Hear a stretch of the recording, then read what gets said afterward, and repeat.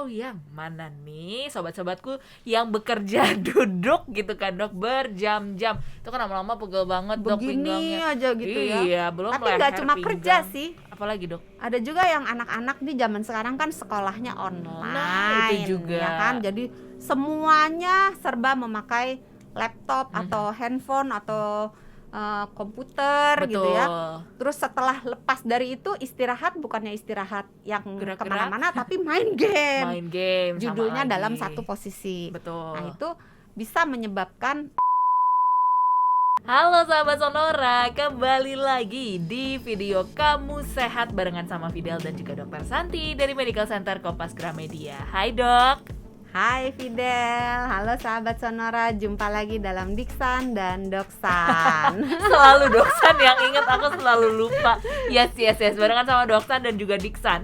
Hari ini kami mau mengumpulkan Anda semua yang jarang bergerak, kebanyakan duduk gitu kan bekerjanya, atau mungkin karena usia sudah mulai muncul rasa sakit di pinggang nih dok, iya kan? Atau mungkin kadang-kadang ada yang bekerjanya terlalu keras gitu dok, yang apa sih, misalnya ngangkat-ngangkat berat. iya gitu dok, ya. itu kan sakit tuh di pinggang. Gimana cara meredakannya nih dok?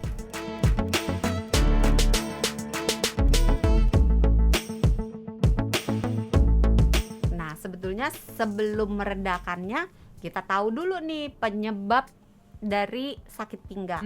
Ada apa aja dok? Sakit pinggang itu bisa disebabkan oleh ototnya, otot di daerah pinggang, saraf di daerah pinggang, atau tulang di daerah pinggang, atau disebabkan oleh organ yang berada di sekitar pinggang.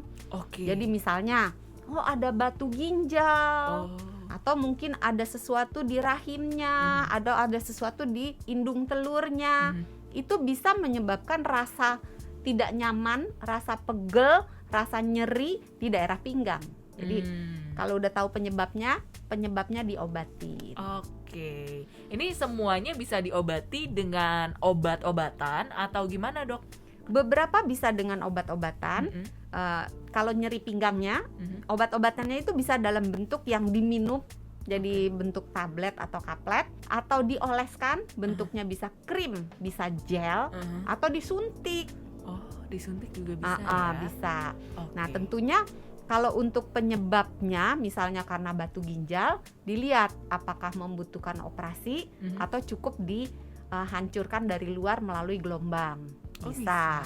Oke. Jadi tergantung penyebabnya apa. Okay. Atau misalnya dia ada benjolan di indung telurnya misalnya. Nah dilihat apakah bisa dengan hormon dikecilkannya atau memang membutuhkan operasi.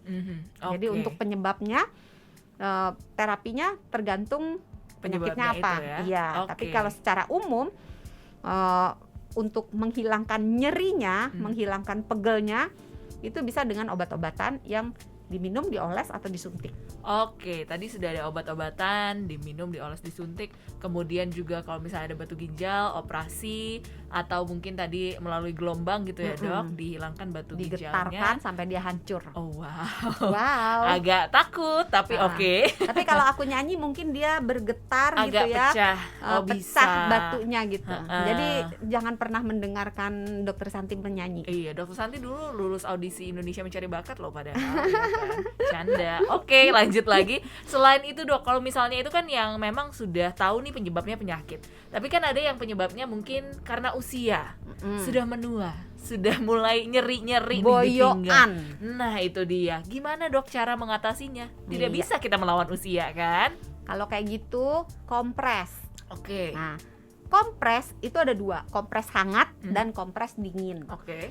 Kalau kompres dingin biasanya kita gunakan untuk nyeri-nyeri yang sifatnya akut. Misalnya kalau kita mau ngambil barang gitu, misalnya kita bungkuk gitu kan, terus salah posisi gitu. Betul. Nah, keseleo, terkilir. Nah, nyeri-nyeri yang seperti itu ampuhnya pakai kompres yang dingin. Jadi kita ambil es batu. Ada es kerikil ya, nggak ada. Es krim boleh nggak nih kayak lagu Blackpink? Aduh sorry. Terus jadi es batu diberi air sedikit, taruh di wadah misalnya kantong plastik atau di wadah. kemudian dialasi dengan kain yang tipis, ditempelkan untuk dikompres ke bagian yang nyeri. Jadi kalau misalnya nyerinya di pinggangnya ditempelkan 10 sampai 15 menit. Boleh diulangi sehari 3 sampai 4 kali. Nah, kalau untuk nyeri-nyeri yang lama, yang sudah terjadi lama, yang kronis, itu sebaiknya menggunakan kompres yang hangat. Oh, beda lagi ya, Dok? Beda. Jadi itu kalau kompres hangat itu menguraikan, kan kalau kita lagi sakit pinggang misalnya udah berumur, Fidel nggak tahu sih nanti ya, tunggu mungkin 50 tahun lagi. On the way. On the way. Itu Jangan dong. rasanya kayak kaku Sakit gitu ya. banget ya, Dok. Kalau yang kaku-kaku gitu pakainya kompres hangat. Jadi ambil air hangat, dimasukkan ke wadah, bisa botol kaca misalnya, terus dialasi dengan kain yang tipis, terus dikompreskan ke bagian yang sakit. Tapi hati-hati. Kenapa tuh? Jangan, biar cepet sembuh, gunakan air yang sepanas-panasnya. Jangan nanti dong. melepuh kulitnya. Hati-hati. Suka mengobati penyakit dengan mencari penyakit gitu kan. Jangan sampai. Hati-hati ya. Jadi atau bisa juga menggunakan kompres yang bergantian. Jadi kompres hangat, terus tunggu 10 menit, kompres dingin, tunggu lagi kompres. Jadi ditukar-tukar boleh. Oh, selang-seling gitu. Selang-seling ya. Atau kalau seandainya tidak mau kompres, boleh juga menggunakan mandi air hangat. Itu boleh ya. Kemudian banyak sekali orang yang kalau lagi sakit pinggang maunya istirahat.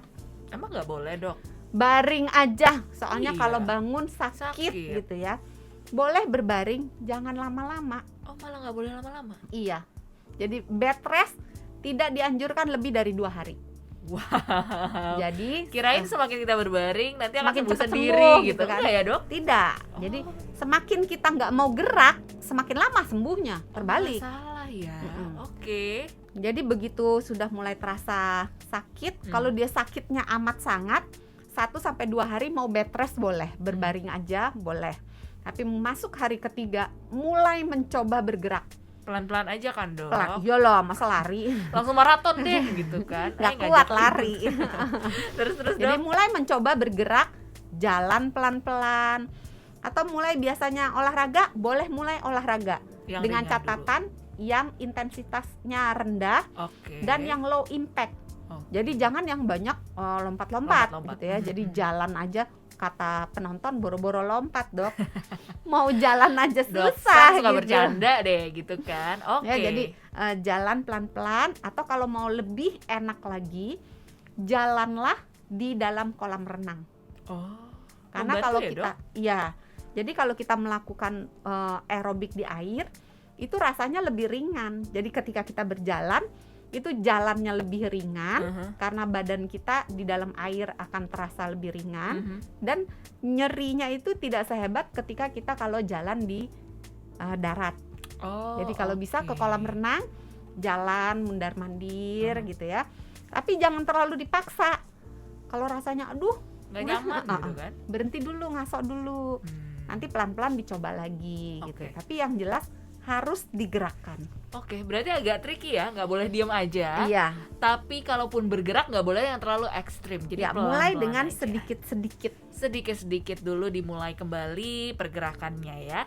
Itu kalau misalnya dari segi usia gitu ya, Dok. Kalau yang mana nih sobat-sobatku yang bekerja duduk gitu kan, Dok, berjam-jam, itu kan lama-lama pegel banget, Dok, begini pinggangnya. aja gitu ya. Iya, belum Tapi nggak leher, cuma pinggang. kerja sih. Apalagi, Dok? Ada juga yang anak-anak di zaman sekarang kan sekolahnya online. Nah, itu juga. Ya kan? Jadi semuanya serba memakai laptop atau handphone atau komputer Betul. gitu ya. Terus setelah lepas dari itu istirahat, bukannya istirahat yang Gerak-gerak. kemana-mana, tapi main game. Main game. sama Judulnya lagi. dalam satu posisi. Betul. Nah, itu bisa menyebabkan sakit pinggang. Ya, Caranya gimana, Dok, menyembuhkannya? meringankannya sama kayak tadi.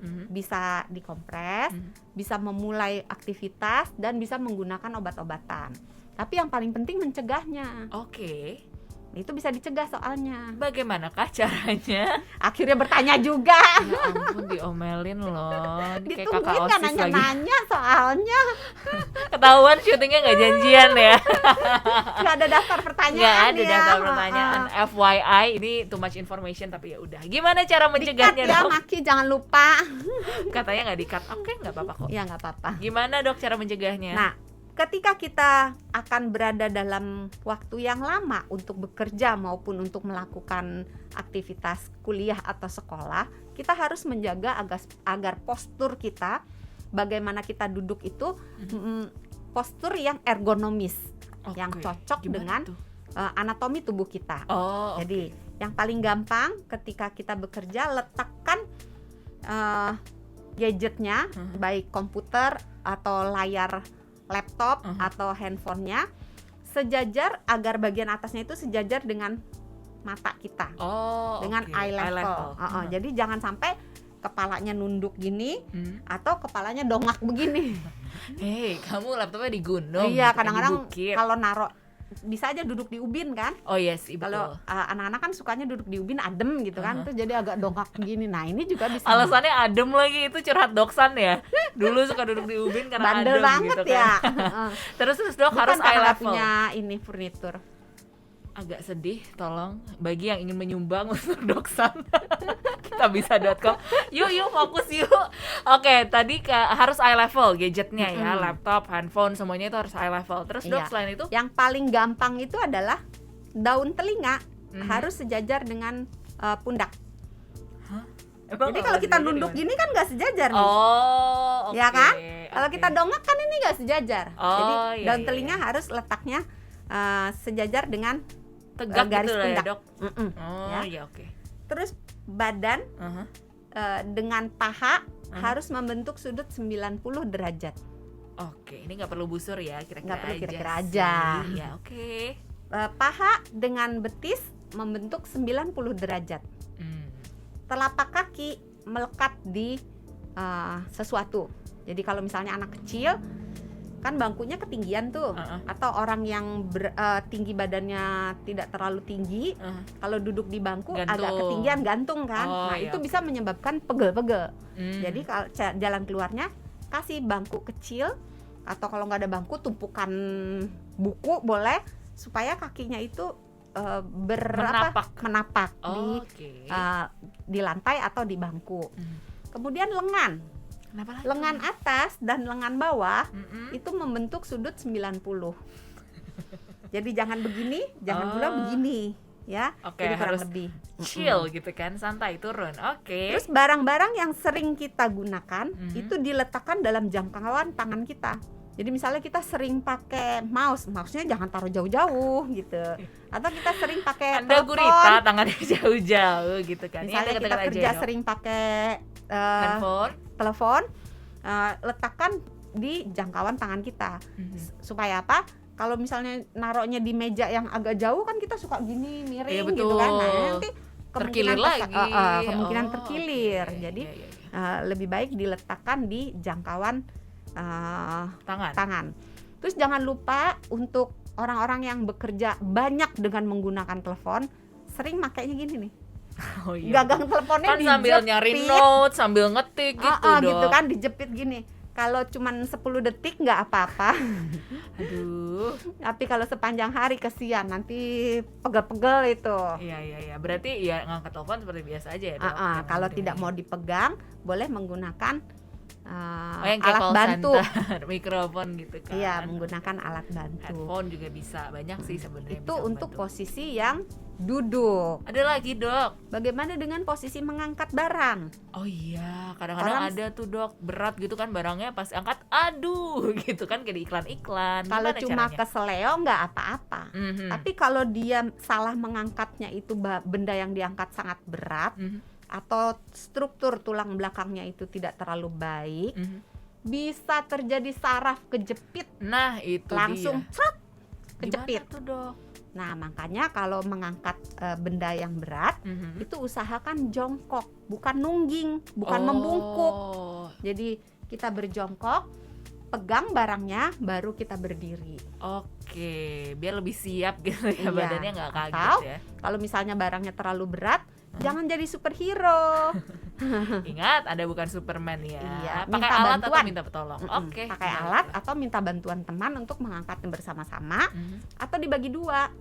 Hmm. Jadi misalnya ngangkatnya bolak-balik. Misalnya mau ngangkat cucian seember, ya setengah-setengah aja, setengah ember angkat dulu, nanti balik lagi setengah ember lagi. Lebih baik kerja bolak-balik daripada Sekali.